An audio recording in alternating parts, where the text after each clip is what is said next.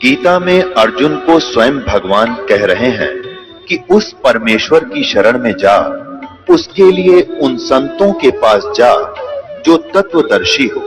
इसी प्रकार हजरत मोहम्मद को उनका अल्लाह कह रहा है कि कोई और पूर्ण परमात्मा है। उसको पाने के लिए उन तत्वदर्शी संत की तलाश कर।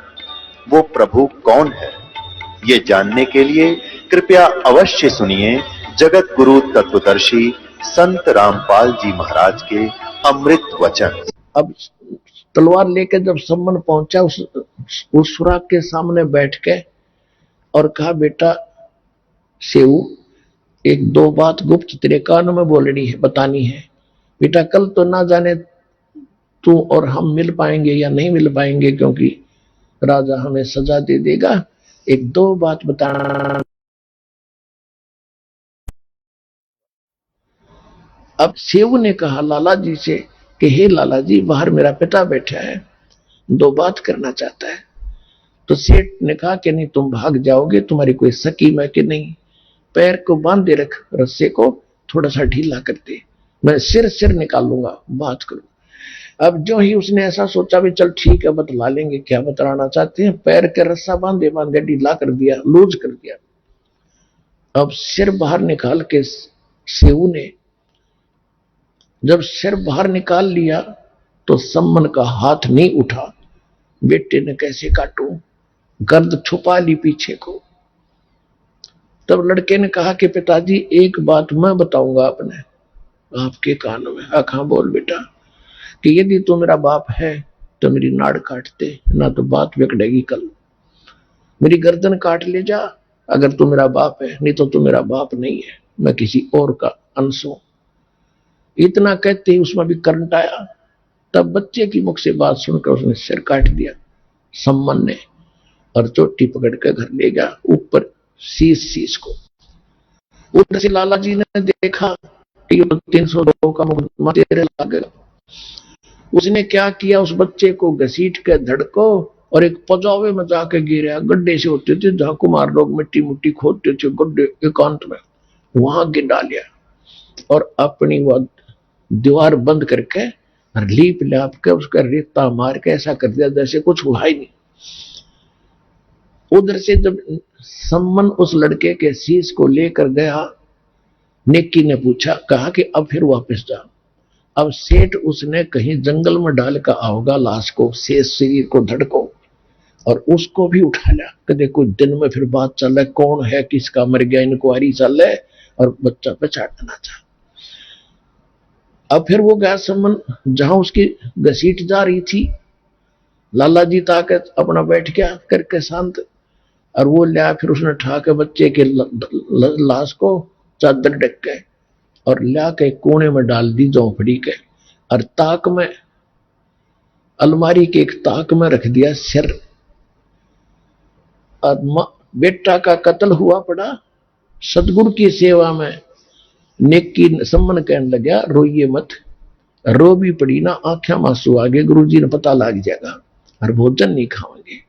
तो उन्होंने मां ने रोटी बनाई और वक्त से 5:30-6 बजे से कहा कि जाके कहते गुरुदेव ने शाम की भूख लगी है, भोजन जल्दी बना दिया, खा लो। और जल्दी जाने की कह भी रहे थे, हमने सुबह जल्दी जाना है तो ये खाकर चले जाएंगे कि इनको पता नहीं लगेगा, नहीं तो रोटी नहीं खाओगे। सम्मन ने कहा कि आओ महाराज, भोजन तैयार है। तीनों परमात्मा कबीर जी और दोनों कमाल और फरीद जी, वो बैठ के एक तरफ भगवान का आसन लगा दिया कबीर जी का, और 3 बर्तनों में भोजन सारा जितना बनाया था 3 पात्रों में डाल के धर दिया। 3 दोनों में पतलों में, थाली भी ना थी, बेचारे गरीब हो गए। तो परमात्मा ने कहा भी ऐसे नहीं, इनको 6 भागों में बांटो, 3 तुम हो, 3 हम हैं, सारे मिलकर बैठकर प्रसाद बनाकर प्रेम से खाएंगे, तुम भी तो मेरे बच्चे हो। अब समस्या आएगी कि डालो 6 जगह डालो। अब उन्होंने 5 जगह डाल कर रख दिया कि नहीं 1 जगह और डालो। अब वो कह रहे थे जी बच्चा कहीं बाहर गया है खेलने के लिए, देर से आएगा, कि नहीं आ जाएगा, जब खा लेगा उसको छोड़ देंगे, बैठ जाओ। तो उन्होंने सोचा चल ऐसे भी ठीक है, ये छोड़ देंगे, गला डला डला बात खत्म हो जाएगी। 6 जगह कर दिया। तब परमात्मा ने कहा कि आओ सेऊ जी मिलो, ये प्रसाद प्रेम और सिर कटते हैं बेटा चोरों के, संतों को नितक से। सेऊ धड़ पे शीश चढ़ाओ, बैठा पंगत माही, और नई निशानी गर्दन के, यो ओ सेऊ अकनाही। बोलो कबीर भगवान की जय हो।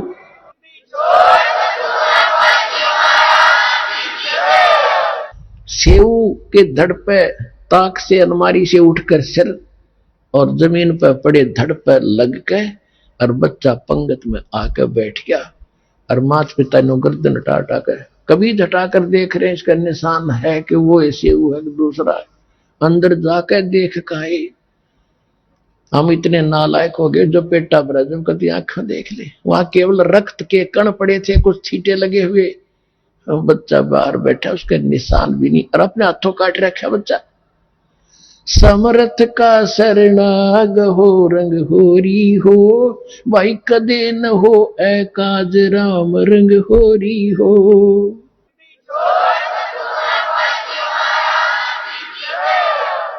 उसके बाद परमात्मा ने इतना धन दे दिया उस सम्मन को, 1 नंबर का सेठ उसी जीवन में उस शहर में 1 नंबर का सेठ हुआ।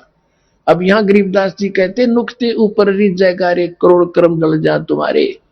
इतना समर्पण होकर देखो इस कबीर भगवान पर, ये नुक्ता था, वो कोई शौक नहीं था बच्चा काटने का, उन भगवान की इज्जत के लिए कि हमारे परमात्मा की गुरुदेव की बेइज्जती ना हो जाए। इकलौता पुत्र काट दिया, आंखों मासूं नहीं आन दी, तो कहते इनसे प्रसन्न होगा भगवान, इतने सेक्रीफाइस से। कहते नुक्ते ऊपर रिज जाएगा रे, और करोड़ कर्म जल जाए तुम्हारे। तो पुण्यात्माओं, तुम ऐसे भगवान की शरण में आगे हो, सच्चे दिल से भक्ति करो, कति आत्मा से, और फिर देखना पल पल में कितने चमत्कार आपको देगा, आप सोच भी नहीं सकते, और मोक्ष देगा।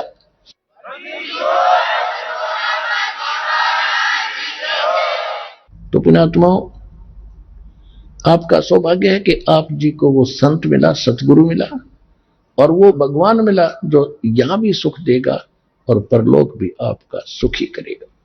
बोलो सतगुरुदेव की जय हो।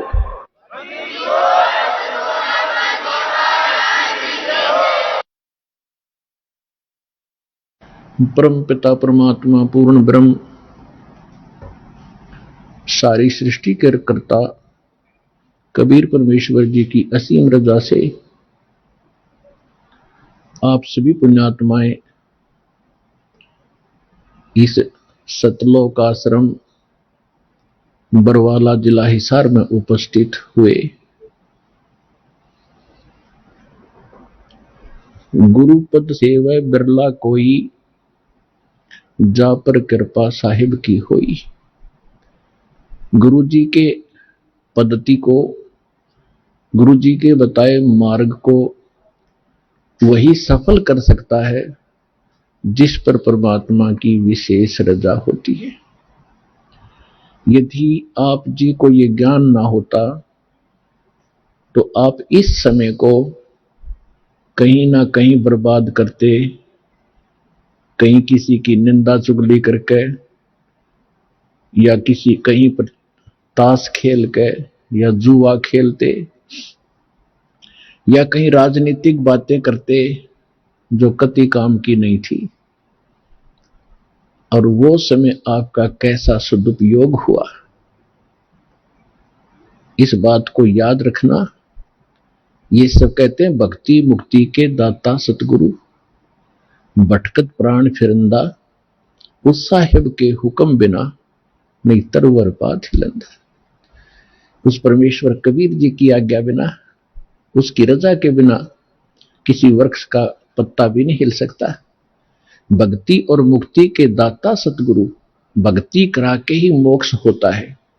जब हमें सत भक्ति प्राप्त होगी तभी हम मुक्ति पाएंगे, और वो सतगुरु ही दे सकता है। सतगुरु परमात्मा ही होता है, या फिर उस परमात्मा का कृपा पात्र हो सकता है जिसने जो ज्ञान उसी परमेश्वर से जो सतगुरु रूप में आए हुए होते हैं वो फिर आगे उसी के ज्ञान को प्रचार करता है। तो इस विषय में आज ये दास वो सतगुरु है जो परमात्मा का दास, उसका भेजा हुआ कुत्ता आपको जगा रहा हूं भौंक भौंक कर। आप धनी हो, पिछले जन्म जन्मांतर के धनों बहुत है आपके पास, पुण्य धन, परमात्मा का भक्ति धन आपके पास बहुत ज्यादा है, और आप गफलत में सो रहे हो, चोर चोरी कर रहे हैं। वो कौन सी चोरी कर रहे हैं? आपको कहीं शराब पिलाकर, ये मन उस काल का एजेंट है, ये आपको ना जाने कहां सांग सिनेमा में ले जा करके वहां आपका समय व्यर्थ कराता है, और कहीं इधर झूठी भक्ति करवा के आपकी भक्ति धन का नाश करवाता है। किसी को आशीर्वाद देते हो, किसी को बद्दुआ देते हो, तो ये आपके भक्ति धन की चोरी हो रही थी। अब ये दास आपको भौंक रहा है गली गली में, पहले गांव गांव में, गली गली में गए, प्रचार ज्यादा बढ़ गया तो फिर परमात्मा की वही आवाज इस दास के, उसके कुत्ते की सीडी डीवीडी मेमोरी कार्ड बना के आप तक पहुंचाया। आप जाग गए, जो जग गए उनका चोर भाग गए, और जो अभी सोए पड़े हैं उनका चोर चोरी कर रहे हैं, उनको भी हमारा उद्देश्य है जगाएंगे, बार बार आवाज लगाएंगे, कभी तो वो कुंभकर्ण की नींद को त्यागेंगे, भक्ति में लागेंगे। वो भी आपके भाई बहन हैं जो अभी बिछड़े हुए हैं, उनको भी जगाना है। तो आज जो सतगुरु, भक्ति मुक्ति के दाता सतगुरु और भटकत प्राणी फिरंदा, उस साहिब के हुक्म बिना नहीं तरवर बात हिलंदा। वही परमात्मा स्वयं ही अपने उस सुख स्थान को त्याग कर इस सबसे घटिया स्थान काल के लोक में आता है। सह शरीर आते हैं वो दाता, प्रत्येक युग में एक लीला करते हैं, एक बालक रूप में कमल के फूल पर प्रकट होते हैं। कुंवारी गायों से उनके बचपन की परवरिश होती है, और फिर बड़े होकर के वो परमात्मा एक आम नागरिक की भी, अच्छे नागरिक की भूमिका करते हैं और सतगुरु की भूमिका भी करते हैं। और फिर उसके अतिरिक्त दूसरी स्थिति में वो कभी भी प्रकट हो जाते हैं किसी स्थान पर कोई साधु संत रूप बना के। कलयुग के अंदर विशेषकर वो जिंदा महात्मा के रूप में ही प्रकट हुए हैं और अच्छी आत्माओं को मिलते हैं। ये वेदों से भी आपको प्रमाणित कर दिया कि परमात्मा सतलोक में रहता है, और वहां एक सिंहासन पर विराजमान है, तख्त पर। असंग ब्रह्मांड के कंट्रोलर के तख्त यानी सिंहासन पर, राजगद्दी पर मालिक बैठे हैं, वो महाराज हैं, वो भगवान हैं। और यहाँ छोटे मोटे टुकड़ों के जो राजा बने बैठे हैं, ये लोक भी नकली, ये राजा भी नकली, इनका अपना अस्तित्व नहीं, कब मर जाए, कब इनका विनाश हो जाए, कहाँ क्या बीमारी हो जाए। तो एक ही भगवान, वही शक्ति, वही मालिक है, वही सतगुरु है, और वही वास्तव में महाराजा है। तो महाराजा की तरह वो परमात्मा सतलोक में विराजमान है। तो वो परमात्मा यहां जब आते हैं, एक अच्छे नागरिक का रोल भी करते हैं, सतगुरु का रोल भी करते हैं, भूमिका करते हैं वो। और दूसरी स्थिति में वो परमात्मा अच्छी आत्माओं को मिलते हैं, वहां से सह शरीर आते हैं जिंदा महात्मा के रूप में, सबको अच्छी आत्माओं को मिलते हैं, उनको अपने से परिचित कराते हैं। फिर वो पुण्यात्माएं भी परमात्मा की महिमा आंखों देखकर आपको सुनाते हैं।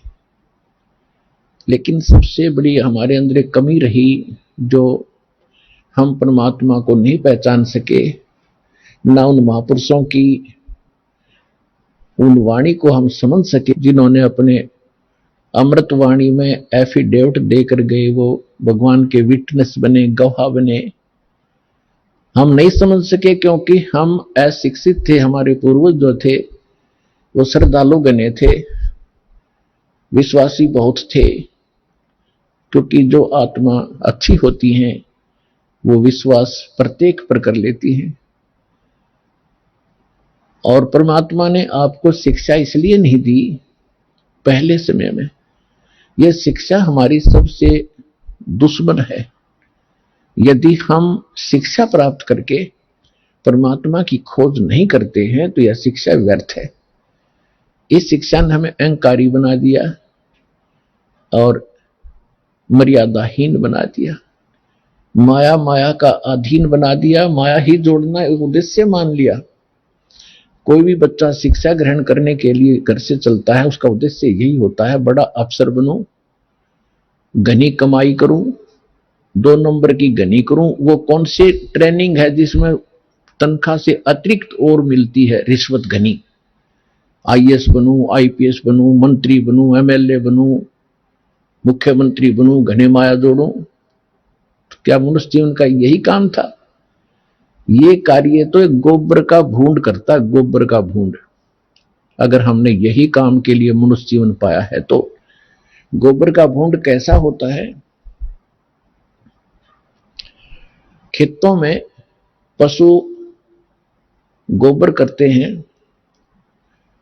और उसको भूंड होते हैं, छोटे छोटे जीव होते हैं, और वो क्या करते हैं, उस गोबर को निकालते हैं, उसमें से उसके गोली बनाते हैं, गोले छोटे छोटे, और उसको धका के उसको रोल करके अपने बिल में भर लेते हैं। उस बिल को गहरा बनाते रहते हैं मिट्टी से खोद खोद के, और उसको गोबर को ठोक लेते हैं गरोले बना बना के, वो गोबर खाते हैं। वो प्राणी वही होते हैं जो मनुष्य जीवन में माया जोड़ जोड़ जोड़ जोड़ कर बैंक भर ले, कोठी बना दे, बंगले बना ले। फिर वो क्या करते हैं, वो हमने देखा कई बार। हम क्योंकि दास का जन्म किसान परिवार में हुआ, खेतों में जाना पड़ता था, पाली भी गए कई बार पशुओं के साथ। तो वो दोनों पति पत्नी भूंड गोबर को इकट्ठा करते हैं, अच्छा मोटा गोला बनाकर उसका, और फिर उसको दोनों धकाकर ले जाते हैं, एक आगे से एक पीछे से, और मंडे रहे इतने पूरा ना खत्म कर लें, कहीं और ना ले जा और कम पड़ जाए। और कभी कभी भैंस या गाय के पैर के नीचे आके वो दोनों ही मर जाते थे। वो गोबर धरा धरा रह जाता, इकट्ठा करा करा बिल में। तो यदि हम मनुष्य जीवन पाकर भी इससे काम लगे हैं, ये मंत्रियों के आप सुनते हो कि क्या इनके कैसी लीलाएं आप सुन रहे हो, किसी पर इतने घोटाले का आरोप है, किसी ने इतने पैसे इकट्ठे कर लिए, और ऐसे ये मंत्री, मुख्यमंत्री, प्रधानमंत्री, कोई हेलीकॉप्टर के उससे दुर्घटना से मर गए, कोई बीमारी से, कोई किसी और हादसे में मारे गए। वो गोबर जो इकट्ठा कराया था सारे जीवन में, वो धन वो यहीं रह गया, कोई ना जाने कौन बरतेगा। और वो भाई किधर गधा बनकर जिस जिस से वो पैसे ले रखे थे सबके पूरे करेगा, रोएगा असंग जन्मों तक। तुमने उस दरगाह का मैल नहीं देखा और धर्मराज के तिल तिल का लेखा। तो इसलिए परमात्मा यहां आकर के हमें जगाते हैं, समझाते हैं कि बोली आत्मा, यदि परमात्मा की भक्ति नहीं करते हो और बाकी तुम ये इसी काम लगे हुए हो, तो ये मनुष्य जीवन वाला काम नहीं कर रहे, गोबर के भूंड का काम कर रहे हो। अब बात चली थी शिक्षा के ऊपर कि पहले आप देख रहे हो, दास भी देख रहा, घना लंबा समय नहीं हुआ है। सन 1951 में दास का जन्म हुआ। सन 60 के बाद ऐसा समझन जोगा हुआ, जो बातें आज याद आ रही हैं उसमें क्या प्रक्रिया और कैसे लोग थे, अब इस ज्ञान की रोशनी से उनकी पहचान हो रही है कि पहले शिक्षा कतई नहीं थी। पिता पढ़े नहीं, चाचा पढ़ा नहीं, ताऊ पढ़ा नहीं, कोई कुंबा और पढ़ा नहीं। पहले का हमारे से पढ़ाई शुरू हुई थी, उसमें बहनों की, बेटियों की पढ़ाई नहीं कराते थे। तो उसमें कितनी शांति थी, कितना एक आचरण अच्छा था, कितना प्यार था, और कैसा एक दूसरे की शर्म लिहाज होती थी। बड़ा व्यक्ति चाहे किसी भी दूसरे गांव के दूसरे कोने का भी क्यों ना होता, वो अगर बच्चे थोड़ी बहुत शरारत कर रहे होते तो उसको देखते ही बंद हो जाते, वह ताऊ आ गया। अरीब अब ताऊ से कितना घूमो, बूटी लाकर गलियां बैठे रहे, और कितना व्यवहार बिगड़ गया। माया माया चाहिए, ना भाई बहन का प्यार, ना कितने रिश्तेदारी में लगाव रहा। विवाह पीछे होता है और मुकदमा कोर्ट में पहले जा लेता है। हद होगी भाई, इसी जीवन में अपने लफड़े में जीवन बर्बाद कर जाओगे। इसलिए परमात्मा आपको याद दिला रहे हैं कि मानुष जन्म पाए कर जय नहीं रटे हरि नाम, जैसे कुआ जल बिना फिर बनवाया क्या काम। तो ये ज्ञान कौन देता है? सतगुरु देते हैं। और वो सतगुरु कैसी लीला करते हैं? कबीर भगवान जब स्वयं आते हैं, अच्छी आत्माओं को मिलते हैं, उनको सतलोक ले जाते हैं, फिर वहां पे छोड़ते हैं, फिर अपने से परिचित करा के और सबको ज्ञान सुनाते हैं। लेकिन उन महापुरुषों के उन गूढ़ रहस्यों को, क्योंकि परमात्मा ने कहा था कि तुम कितना ही कुछ कर लो, ये मानेंगे नहीं, क्योंकि इनको ज्ञान ही नहीं है। ये इनके जो मूर्ख गुरु हैं, अज्ञानी, जो शिक्षा जरूर प्राप्त है, संस्कृत भाषा अवश्य जानते हैं। अब देखो पुण्यात्माओं, इस शिक्षा ने कैसा नाश किया है। ये हमारे धर्मगुरु जितने भी थे, ब्राह्मण लोग थे, इनको ही शिक्षा ग्रहण करने का अधिकार था। और शिक्षा किस लिए ग्रहण करने का अधिकार दिया था? कि तुम सदग्रंथों को पढ़ो, उनको समझो, वो संस्कृत भाषा में, और फिर हमें बताओ, हम धर्म कर्म ठीक करें, अपना कल्याण करवा लें। और गीता में भी ऐसा लिखा है कि जो विद्वान लोग हैं, वो विद्वान लोग सदग्रंथों को पढ़कर अविद्वानों को सुनाएं। अविद्वान माने, क्योंकि ये विद्वान मानते हैं जिसने शिक्षा है, अक्षर ज्ञान है, और अविद्वान कहते हैं जिसने अक्षर ज्ञान नहीं है, उनको सुनाओ। और यदि अविद्वान यानी अनपढ़, अक्षर रहित, वो अगर विद्वानों की बातों को सुनकर उनके अनुसार आचरण कर लेते हैं तो उनका मोक्ष हो जाएगा। बिल्कुल सही है, पढ़ना जरूरी नहीं था। तो इसलिए परमात्मा ने शिक्षा की आवश्यकता नहीं समझी, क्योंकि वो समय नहीं था पार करने का तुम्हें। अब समय अब आया है। तो उस समय वो जो शिक्षा ग्रहण करते थे ब्राह्मण लोग, ये केवल माया जोड़ना उद्देश्य रखते थे। और काशी विद्यापीठ बनारस में जो बच्चा पढ़कर आता था ब्राह्मण का, उसकी बड़ी महिमा होती थी, और उसी से सभी अपने धार्मिक अनुष्ठान कराया करते थे, अच्छी दक्षिणा देते थे कि बड़ा अच्छा सदग्रंथों का ज्ञाता। तो उन धर्म गुरुओं का एक उद्देश्य बन गया कि माया घनी कैसे बने। इन्होंने माया इकट्ठा करना ही उद्देश्य मान लिया। एक कड़ौली गांव है खरखोदा तहसील के अंदर, सोनीपत जिले में कड़ौली गांव का एक जाट था, निश्चल दास नाम था उसका, किसान का लड़का था। उसने जब वो समझन जोगा हुआ 10-12 वर्ष का, तो उसके मन में प्रेरणा हुई कि भी हमारे जितने भी सदग्रंथ, वेद, गीता, पुराण जो भी हैं, ये सारे संस्कृत भाषा में हैं, और मैं संस्कृत भाषा पढ़ूं। और ये और जो धर्म गुरु हैं, ये तो स्वार्थवश इनको पैसे लेते हैं और अटपट में लगा रखा है। मैं सदग्रंथों को पढ़ूंगा, वास्तविक ज्ञान करा करके फिर सच्चा ज्ञान लोगों को बांटूंगा फ्री में। तो इस उद्देश्य से उसने काशी विद्यापीठ में प्रवेश पाना चाहा शिक्षार्थ। तो उसके सामने एक समस्या आ गई कि वहां केवल ब्राह्मणों के बच्चों को ही प्रवेश मिलता था। उसके लिए गांव से नंबरदार होते थे, सरपंच नहीं होते थे, उनसे लिखवा कर ले जाना पड़ता था कि इस गांव का ब्राह्मण का पुत्र है, उसको प्रवेश मिलता था। तो उसने एक नंबरदार ऐसे ही अशिक्षित होते थे, उसने आप पे लिख लिया कि ये निश्चलदार पुत्र फलाना गांव कड़ौली और ब्राह्मण का बेटा है। उसके दस्तखत करा लिए, वो प्रवेश पा लिया। प्रत्येक कक्षा में प्रत्येक वर्ष सबसे टॉप में आवे, संस्कृत भाषा सीख ली, बहुत अच्छा। जब शिक्षा पूर्ण करके वो चलने लगा तो जो प्रिंसिपल था वहां का, बनारस का जो ब्राह्मण प्रिंसिपल था यानी मुख्य अध्यापक था, शिक्षक था, उसकी एक कन्या विवाह के योग्य थी, युवती थी।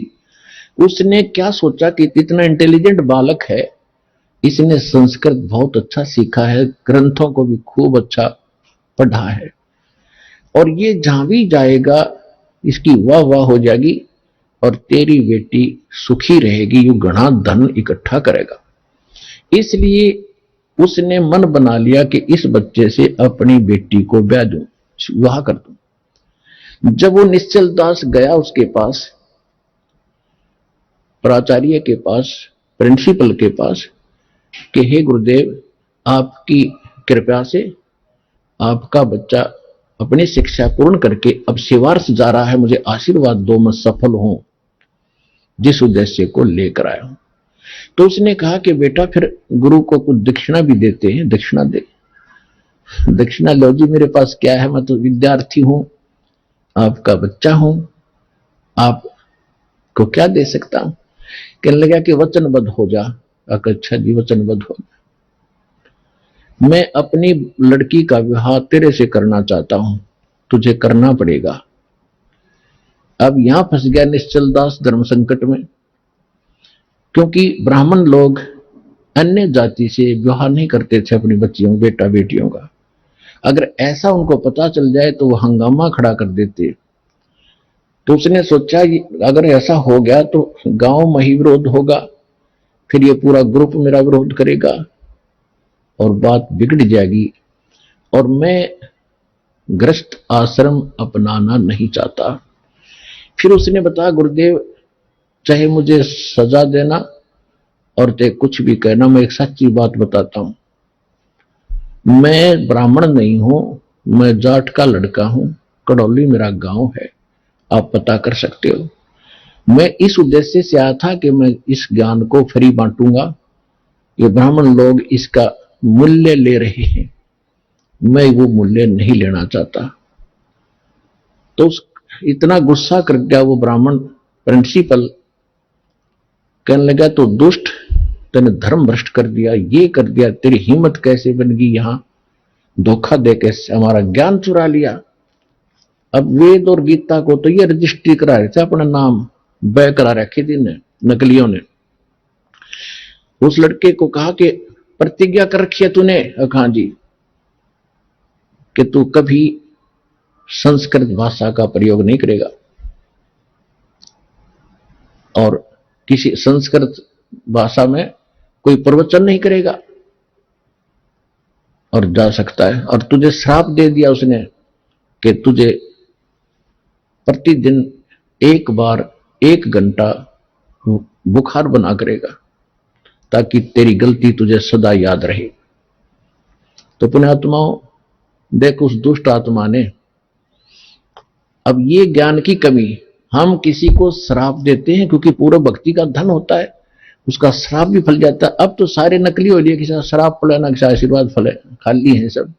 पहले अच्छे लोग होते थे, चाहे किसी जाति के थे, वो पिछले पुण्य कर्मों से परिपूर्ण होते थे, वो किसी को श्राप दे देते, उसको बुरा हो जाता, उसकी पूंजी खत्म होती, आशीर्वाद देते तो भी उनकी पूंजी चोरी होती, नष्ट होती कमाई। इस करके ये यही काल के जाल में उलट पुलट होकर यही फंस गए। अब इससे निकलने के लिए हमें ज्ञान की आवश्यकता थी। अब उस वहां से जो वो निश्चल दास जी आगे, अब उसके सामने समस्या होगी कि ज्ञान तो मैं प्रचार करूंगा लेकिन संस्कृत प्रयोग में नहीं करूंगा। उसने क्या किया कि फिर दादू पंथ, एक दादू साहब हुए हैं जिनको परमात्मा कबीर जी मिले थे।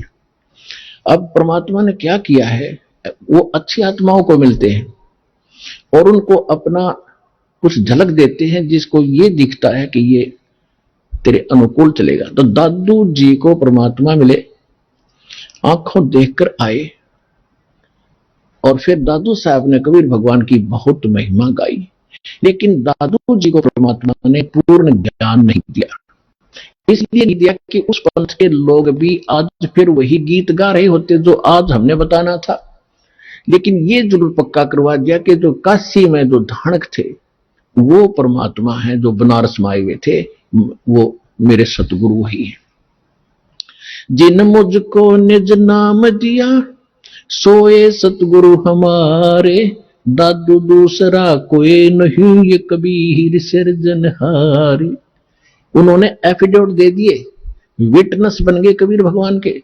लेकिन आगे चल के उस पंथ में कबीर साहब का नामो निशान नहीं है। दादू पंथ में दादू जी को पूर्ण परमात्मा, दादू जी का कोई जन्म नहीं हुआ, अपने आप प्रकट हुए।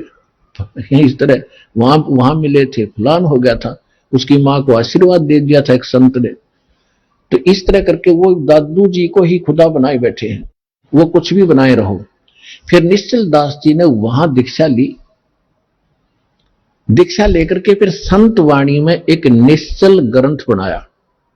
लेकिन निश्चल दास के पास भी वो ज्ञान नहीं था, वेदों के ही अटपट कर रखी है उसने। जैसा वेद गीता उसने समझा संस्कृत में, उन्हीं को फिर संत वाणी में लिख रखा है, उसमें कुछ भी नहीं। मैंने उसको खूब पढ़ा और देखा। तो कहने का भाव ये है कि पहले ये जो शिक्षा थी ये एक वर्ग के बांध रखी थी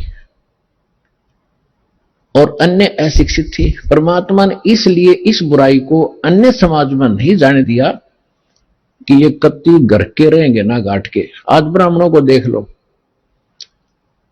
जो भी पंडिताई करता उसका सर्वनाश हो रहा है।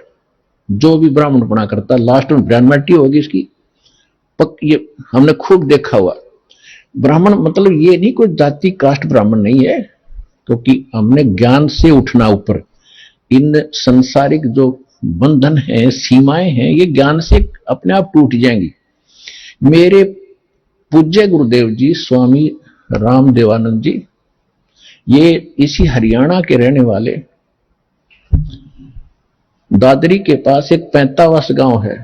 तो परमात्मा ने मेरे पूज्य गुरुदेव जी जो ब्राह्मण थे, जाति से ब्राह्मण थे, कर्म ब्राह्मण नहीं था। यानी ब्राह्मण ग्रुप में, ब्राह्मण समुदाय में जन्म हुआ था उनका। और वो अपना खेती थी, किसानी करते थे उनके माता पिता, और उनके भी जमीन थी 5-4 किले एकड़ जमीन उनके हिस्से में। उसके पिताजी के पास तो काफी जमीन थी, तो खुद पाली जाते थे। तो वो ब्राह्मण थे जाति के।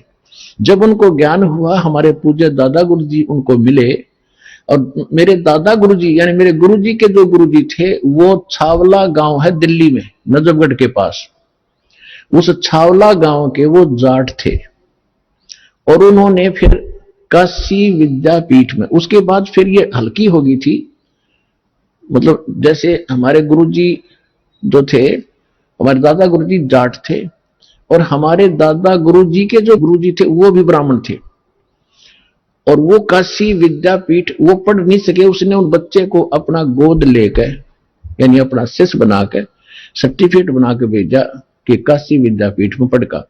तो हमारे दादा गुरुजी थे वो काशी विद्यापीठ में 4 विषय के आचार्य बन गए। और उसके बाद फिर मेरे दादा गुरुजी को पंडित चिदानंद नाम था उनका, चिदानंद जी महाराज। उनको पंडित चिदानंद जी कहा जाने लगा, क्योंकि वो 4 विषय में के आचार्य बन गए। 4 विषय के, 4 सब्जेक्ट के। उनका गांव गोपालपुर, तहसील खरखोदा, जिला सोनीपत। गांव गोपालपुर में एक आश्रम है छोटा सा, उस पे लिखा हुआ है पंडित चिदानंद आश्रम गोपालपुर। दास उसको देख कर आया है। तो कहने का भाव यह है कि हमारे दादा गुरुजी जाट होते हुए पंडित कहलाए, और मेरे पूज्य गुरुदेव जी ब्राह्मण होते हुए वो ब्राह्मण नहीं, एक संत कहलाए, स्वामी संत। तो ये जाति कर्म से है, अपनी जन्म जात से नहीं होती। जैसे आज कोई भी लड़का, जैसे हमने देखा एक जाट, और जहां दास सर्विस करता था नहर विभाग में, वहां चिनाई का काम करता था।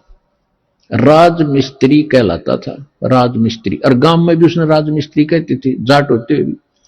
तो इसी प्रकार एक ब्राह्मण का लड़का दिल्ली में नाई की दुकान खोल रहा है, बार्बर, तो उसको राजेश बार्बर कहते हैं, जबकि वो पंडित है वर्ण से, लेकिन कर्म से वो बार्बर नाई कहलाता है। तो इसी प्रकार हमारी ये जातियां बनती चलेगी, ग्रुप बन गए। फिर क्योंकि पहले व्यवसाय परंपरागत थे और उसी परंपरा में विवाह होना इसलिए कंपलसरी था क्योंकि जैसे जाट की लड़की और कुम्हार का ब्याह दी, तो जाट का व्यवसाय कुछ और है और कुम्हार का कुछ और, जाते सारे बर्तन फोड़ेगी। और कुम्हार की लड़की कुम्हार के ब्याह ही जा, तो उसको पहले ट्रेनिंग होती है उस काम की, वो ठीक जाती रलमिल हो जाती थी। इसलिए हमारा विवाह अपने वर्ण में ही अपने होना कंपलसरी था, अनिवार्य था उस समय। इसी तरह किसान की लड़की किसान के ब्याह जाती थी, तो वो काम से पहले ट्रेंड होती थी, झगड़े ना बढ़ते, काम खराब नहीं होते थे। तो अब समय बदल गया है, व्यवसाय भी काफी बदल गया है, तो इसमें अगर इंटरकास्ट शादी होती है तो कोई दिक्कत नहीं, क्योंकि हम मनुष्य हैं, हम एक पिता के बच्चे हैं और हमारा एक ही उद्देश्य है, यहां से मोक्ष कराना और सतलोक जाना, वहां कोई झगड़ा ही कोई नहीं। तो इस प्रकार हमने इस काल के जाल को काटना है, हर तरह से इसको कंडम करना है, सच्चाई को ऊपर लाना है। तो इसलिए ये विद्या जो थी ये सीमित होकर रह गई और परमात्मा ने ये इसलिए आपको नहीं दी, आने दिया आप तक, क्योंकि वो पीक टाइम नहीं आया था, प्राइम टाइम नहीं आया था जिसमें आपको पार करना था। वो कब करना था? परमेश्वर ने काल से कहा था, जब काल की और परमेश्वर कबीर जी की गोष्ठी हुई थी प्रथम सतयुग में, जब सारी बात हो गई कि आप किस लिए आए हो सतलोक से, अपने परमात्मा ने अपना रूप बदल रखा था, अपने पुत्र जोगजीत का रूप बना रखा था। और ये जो काल है ये भी उस परमात्मा का 17वां पुत्र है, ये उसका 17वां पुत्र है। और इसने वहां गलती कर दी थी जिस कारण से इसको निष्कासित कर दिया। हमने भी गलती की थी, जितने भी प्राणी, चींटी, हाथी, मकोड़े, कीड़े, पशु पक्षी, ब्रह्मा विष्णु महेश और हम राजे महाराजे, ये सभी वहीं रहते थे सतलोक में। एक जैसा वहां पर हमारा शरीर था, एक जैसा खान पान था, एक जैसा सुख था। तो हम अपनी गलती से इस कंगाल के साथ आ गए। यहाँ कुछ भी चीज पूरी नहीं, हर समय हर एक चीज का अभाव रहता है। मार मार एक रोटी का काम पूरा ना होता सारे जीवन में जीव का। पशुओं ने देख ले, उसके पीछे भाग रहा है उसको खाने के लिए, हिंसक पशु। पशु जैसे पशु हैं दूसरे शाकाहारी, वो सारा दिन घास चर चर के खाएं जार निकालें जार, खाएं जार निकालें जार, मर जाओ। क्या यही जीवन है? सतलोक में सारी सुविधाएं हैं, जो खाओगे वही बॉडी में ही हजम होता है, ना कोई टट्टी ना पेशाब, उसमें कुछ नहीं होता ऐसा गजब का, ना कोई। अब सूता उठते आदमी फ्रेश होता है, फ्रेश होते सबसे पहले टट्टी मास दे है। तो यहां तो ऐसा ही रहेगा। तो वहां चलेंगे हम जहां सारा सुख है, इतना सुंदर शरीर कभी व्यर्थ नहीं होते, वहां कोई बकवास नहीं आती, मन में दोष नहीं होता। जब आत्मा निर्मल हो जाती है, विकार होते ही नहीं, बकवाद करने की इच्छा ही नहीं बनती। तो ज्ञान से अब परमात्मा ने ये शिक्षा इसलिए दी हमारे को कि हम जो मैं बताऊंगा, परमात्मा के ने कहा था कि जो ज्ञान हम देंगे फिर हम अपना एक दास भेजेंगे। वो तो ज्ञान परमात्मा 600 वर्ष पहले सतगुरु रूप में दे गए थे, कबीर भगवान कबीर वाणी के माध्यम से। कबीर सागर, कबीर बीजक, कबीर शब्दावली, कबीर साखी, इस तरह उन्होंने कई भागों में बांट रखा है, बाद में प्रिंट करने वालों। बाकी सभी कबीर वाणी है, जिसके विषय में गीता अध्याय नंबर 4 के श्लोक नंबर 32 में कहा कि वो परमात्मा स्वयं अपने मुख कमल से जो ज्ञान देता है उसमें यज्ञ यानी धार्मिक अनुष्ठानों की जानकारी विस्तार के साथ बताता है, और उसको जानने के बाद सब कर्मों से मुक्त हो जाता है। चौथे अध्याय के 34वें श्लोक में कहा कि उस ज्ञान को तत्वदर्शी संतों के पास जाकर समझ। तो कहने का भाव यह है कि परमात्मा ने 600 वर्ष पहले आकर ये तत्व ज्ञान बताया था। तो जब काल से बात हुई थी और परमात्मा अपने जोगजीत पुत्र के रूप में आए थे, जब काल के लोक में प्रवेश किया, किस लिए आए थे? कि हमें दुखी देखा कि ये मेरे बच्चे वहां कितने सुखी थे, कोई दुख नहीं था, कोई मृत्यु नहीं, कोई कैंसर नहीं, कोई कोढ़ नहीं, कोई बीपी हाई ना लो होता था, ना कोई शुगर बीमारी थी, और ना इनको खाने का अभाव था, मजदूर बने फिरते। काल ने हमारे को कितना मूर्ख बना रखा है, किसी के पास थोड़ा सा पद मिल जाता है तो नीचे वालों को इतना दबा के रखता है, सब अपने कर्म फोड़ता सारा दिन, उनकी आत्मा दुखा दुखा के।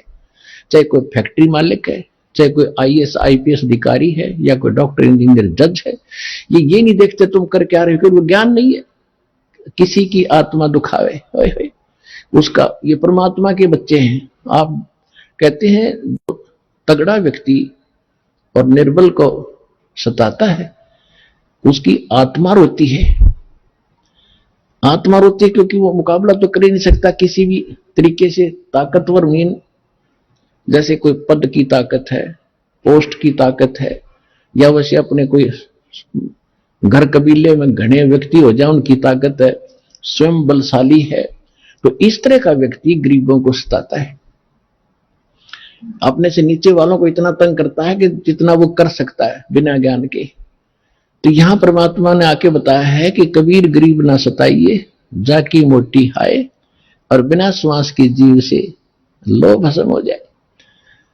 देखो कहते हैं गरीब को ना सताना, आपकी ये हालत हो जाएगी, क्योंकि वो तो जीवित श्वास है, आत्मा से उसका कनेक्शन है, रो रहा है, उसकी आत्मा दुखी है, तो उसको जरूर प्रतिफल मिलेगा, 2 दिन पीछे मिल जाएगा।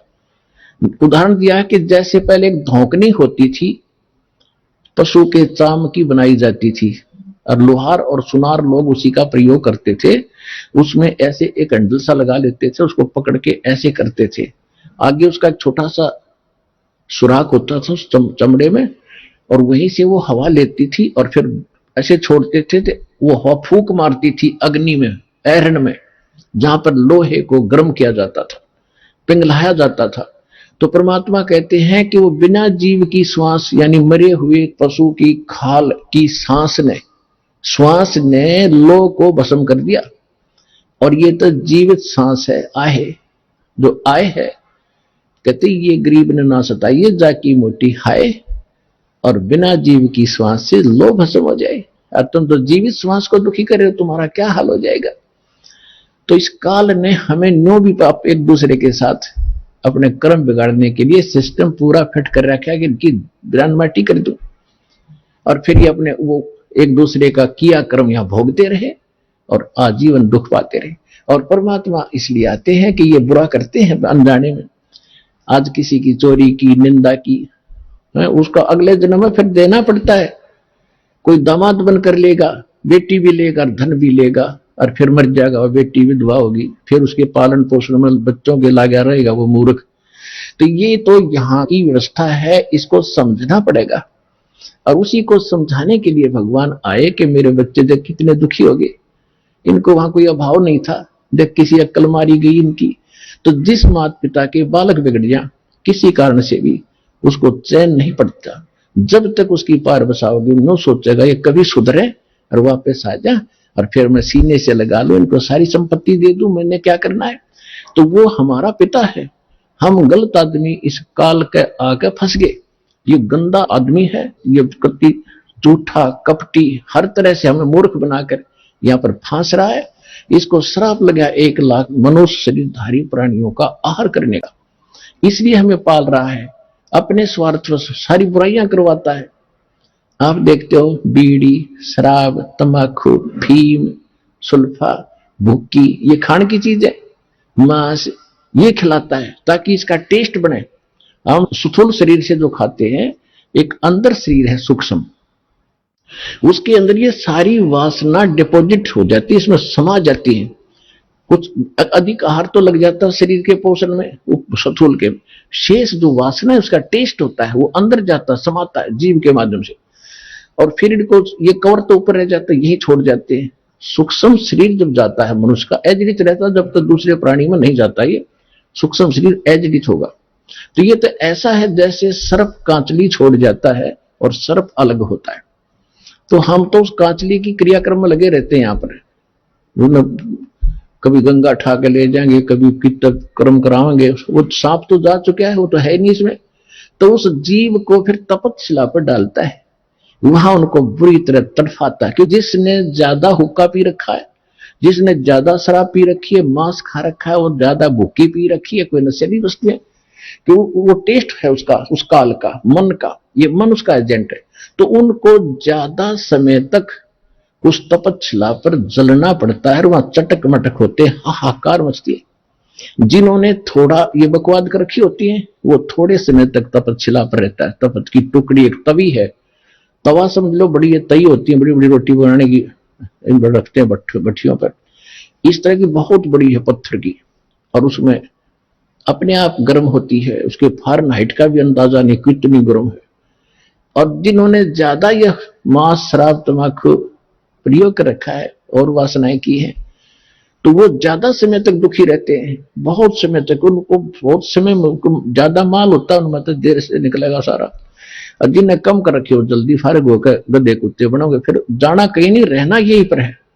तो जहां पर ये तपच्छिला पर जीव भुने जा रहे थे, परमात्मा वहां आकर खड़े हुए,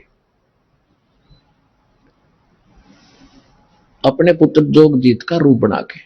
उधर से काल ने पहले तो उन बच्चों को समझाया जो वहां दुखी हो रहे थे, वो पूछ रहे कि हे परमात्मा, परमात्मा के वहां पहुंचते ही कबीर भगवान के, उनकी सबकी जलन बंद होगी।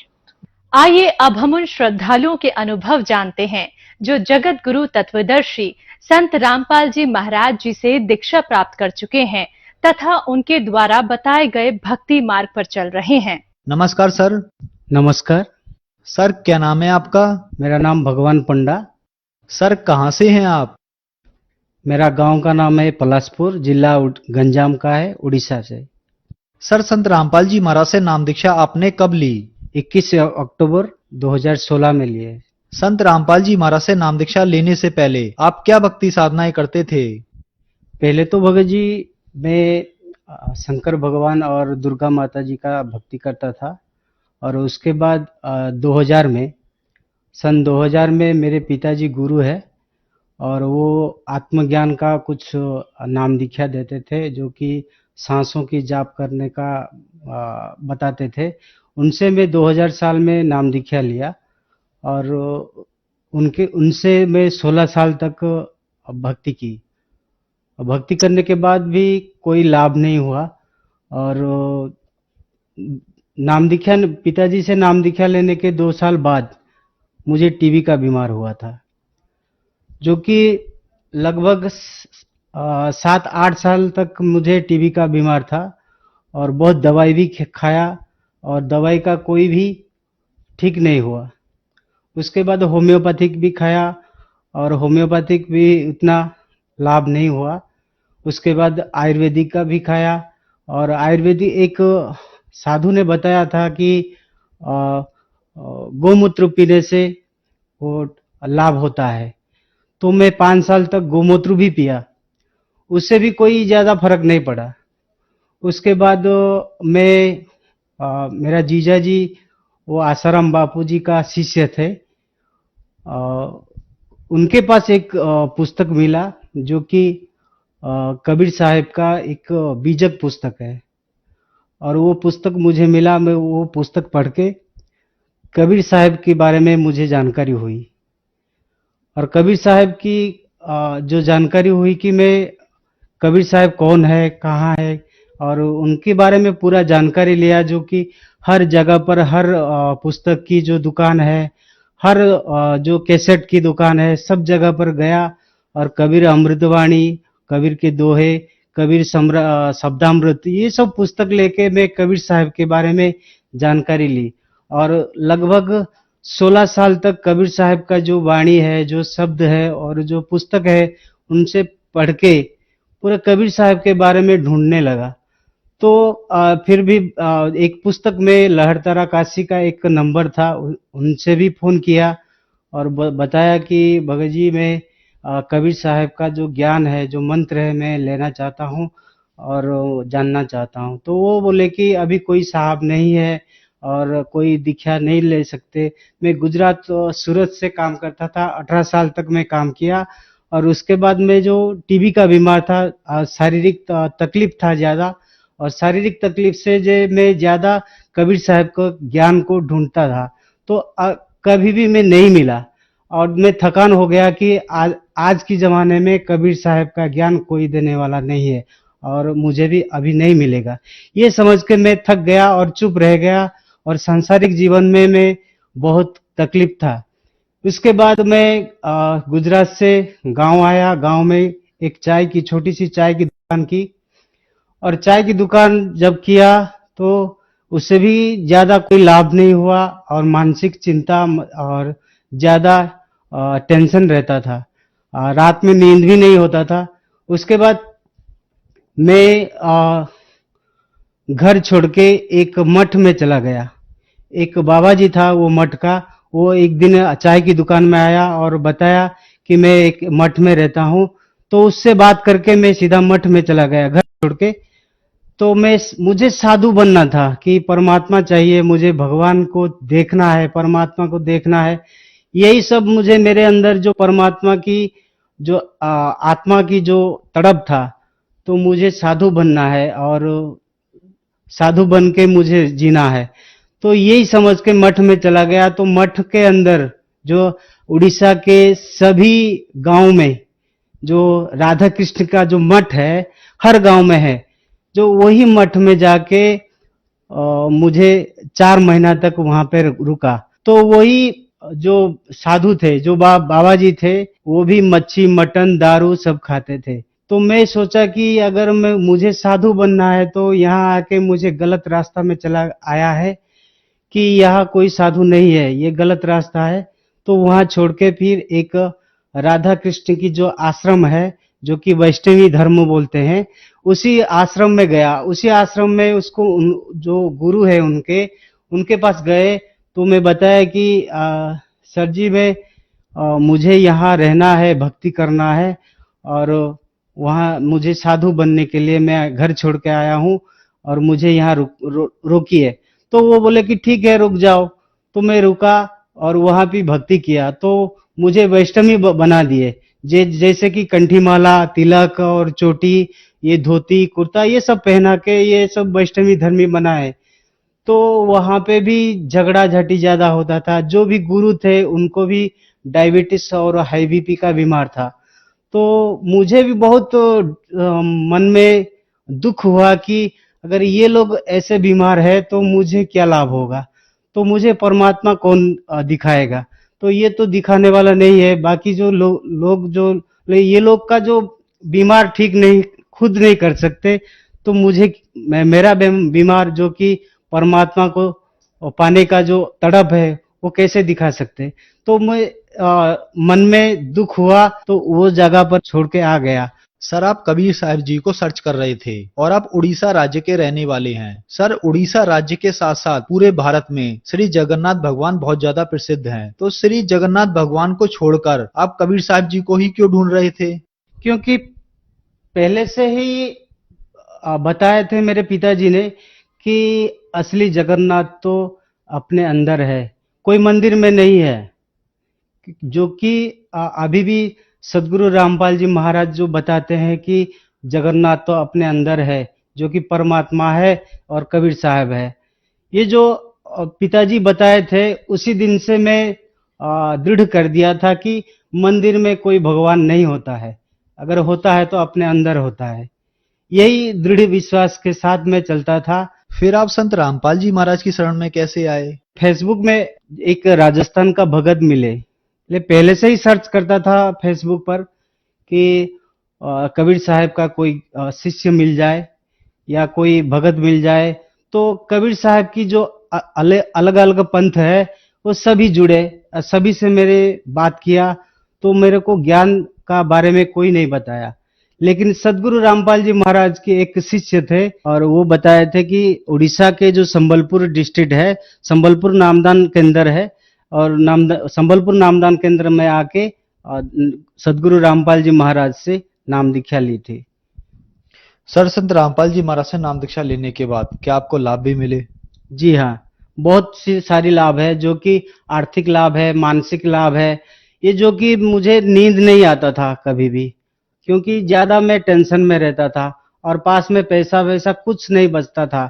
जो भी कमाता था खर्चा कर देता था और नशा भी थोड़ा बहुत करता था और तंबाकू का ज्यादा सेवन करता था। जब सदगुरु रामपाल जी महाराज की शरण में आए तो ये नशा भी छूट गया और आर्थिक स्थिति जो कि पैसा कुछ नहीं बचता था। मैं एक साइकिल खरीदने के लिए भी मेरा पास पैसा नहीं था।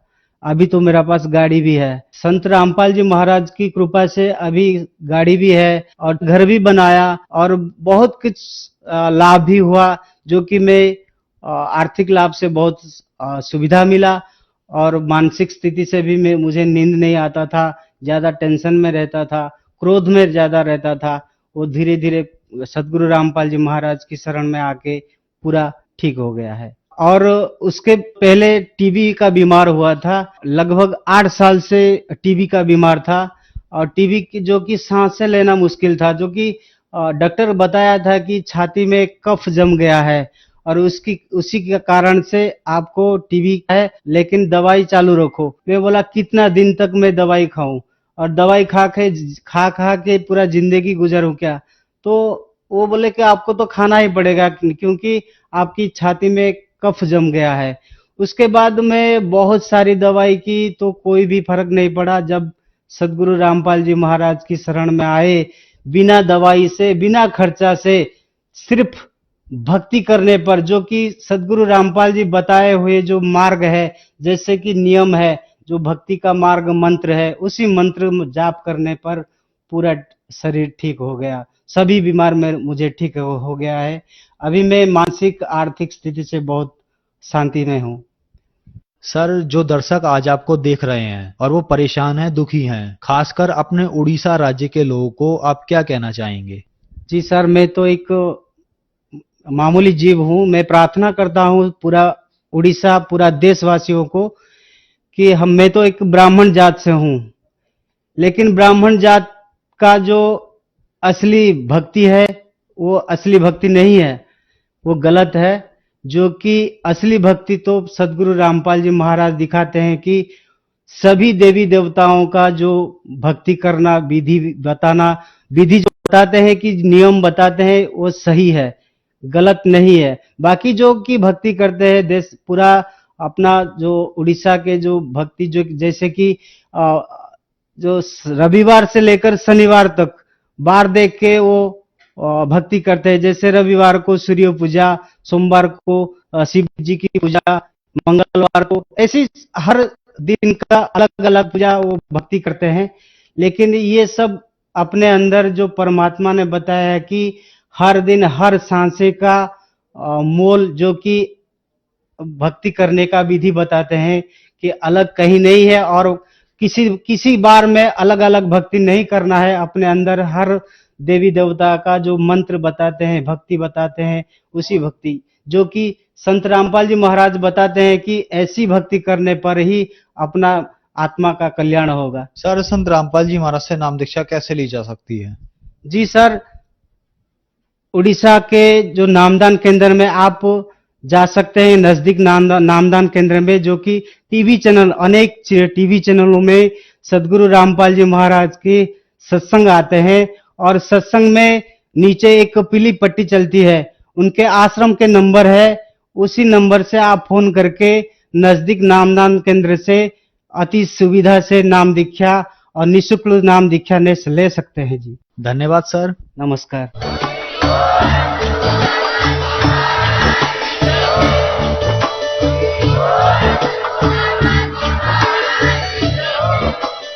आप सुन रहे थे जगत गुरु तत्वदर्शी संत रामपाल जी महाराज जी के मंगल प्रवचन। अधिक जानकारी के लिए विजिट कीजिए हमारी वेबसाइट www.jagatgururampalji.org। संत रामपाल जी महाराज जी के शुभ आशीर्वाद से पूरे विश्व भर में 500 से भी ज्यादा नाम दीक्षा केंद्र हैं, जिन पर संत रामपाल जी महाराज जी द्वारा ऑनलाइन निःशुल्क नाम दीक्षा दी जा रही है। अपने नजदीकी नाम दीक्षा केंद्र का पता करने के लिए संपर्क करें 822288